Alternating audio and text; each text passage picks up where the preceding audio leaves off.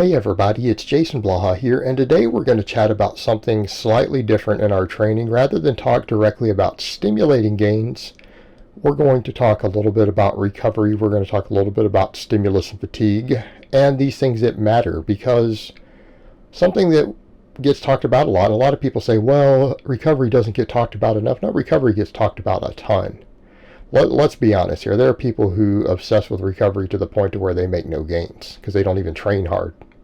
Okay, so we know that recovery is talked about, but what we need to talk about is things that actually impact our recovery as far as our training goes. And so I want to chat with you guys a little bit today about traction training and recovery. And by traction, I mean things to where the weight is in traction hanging off of you rather than the weight being on top of you and compressing you down.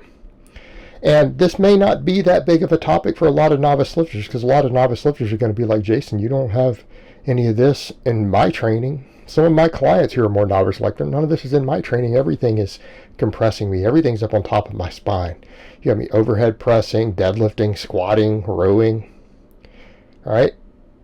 Like the only time it's not done is when I'm benching or I'm working my triceps. And that's true, because novices aren't as concerned with stimulus versus fatigue. It's very, very difficult to overtrain a novice. You might have some overuse issues. A novice might have some muscle imbalances that might hurt them and things, but they're generally not going to have the same recovery issues that we get as we get more and more advanced. Okay, and the problems we run into is that some of the best exercises known to man are heavy axial loading exercises. It's exercises that compress your spine. I mean, we can get plenty of examples, anything where you're overhead pressing, right? Any type of deadlift, any type of hip hinge, just about. I don't care whether it's a deadlift variation or a good morning. They all compress the spine, any type of squat. Some machine leg work. I mean, arguably even the leg press puts stress on your back, right? Only hip hinge that doesn't is the reverse hyper, which you guys see me doing here, and I'm a big fan of the reverse hyper. To the point to where I tell everyone, if you have a home gym, you need to eventually invest in one of these. It's worth it. Multiple of my clients have them. I have 3 clients who have a reverse hyper now. 3. And if I can get more of them to buy them, I will do so. I have others who plan on doing it. They got to make space and other stuff. Okay. This is the only hip hinge that puts you in traction. But we have all these exercises that compress the spine because they're big, awesome, amazing exercises. Right? They're phenomenal exercises. Everyone agrees these are the best displays of strength. They're the best developers of maximum strength. Right? These big movements where you're standing and the weight's on top of you in some way. Here's the issue. They are also the hardest to recover from. They are the hardest exercises on your recovery because it's not just the weight moved and the effect on all the other structures of your body and your muscles and everything else. It's the effect upon your spine. The compressive force on your spine has its own systemic recovery component that is completely separate to the weight moved. Okay, this is one reason that the deadlift, the heavy deadlift, is so hard on recovery. It's why we can only handle so much of it. Compresses our spine. Compresses our spine. That matters. And I'm not telling people to be a pussy and not do these exercises. I do them every week. Right? I squat and deadlift every single week without fail. And I do them to 1 rep maxes. So that's not what I'm saying. What I'm saying is that a lot of our supplemental work, exercises that we use to just put muscle on us, can help counterbalance some of this. Things that put us in traction, things that pull on our spine.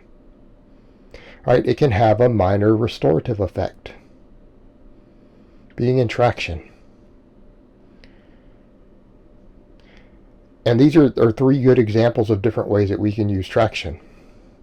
And we can use traction on things like the hip belt squat.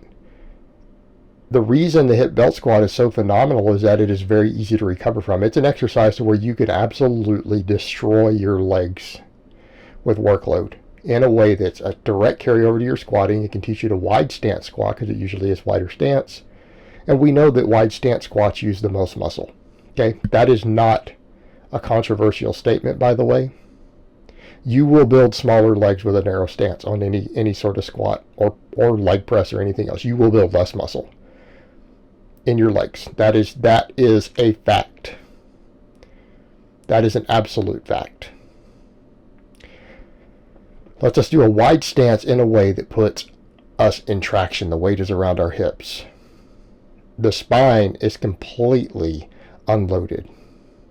Even a lot of machines don't achieve that. They still have the weight pressing down. Even a lot of one-legged exercises. Why do people like one-legged exercises?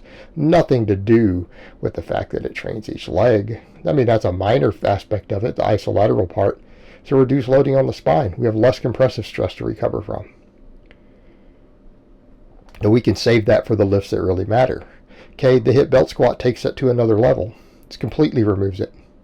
And because it's very wide stance, it tends to give even development of both legs better. Because you can't use compensatory strength to favor one side the same.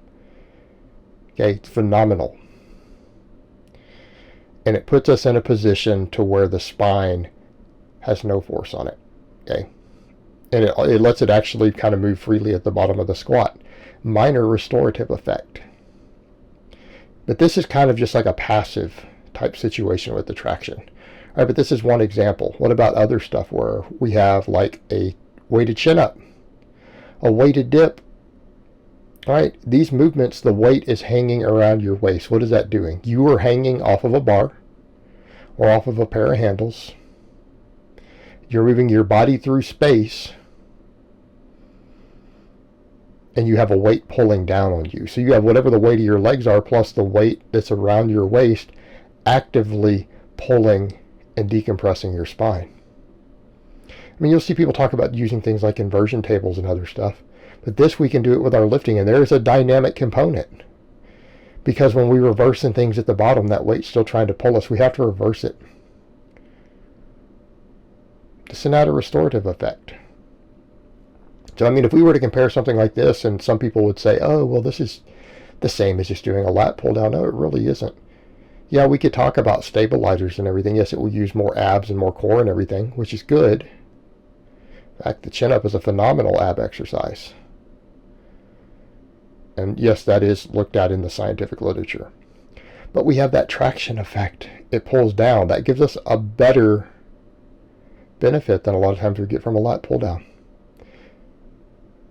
Because of the possible restorative effect on the low back. And if we do lots and lots of stuff like this, it adds up. Then we have things like the reverse hyper that take it to a whole nother level. This is like really dynamic traction because the weight is actively pulling down at the bottom. It is pulling down on your spine. It is pulling you in the eccentric, pulling your spine apart at the bottom.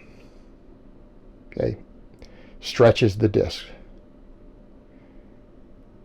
This is a phenomenal movement for restoration.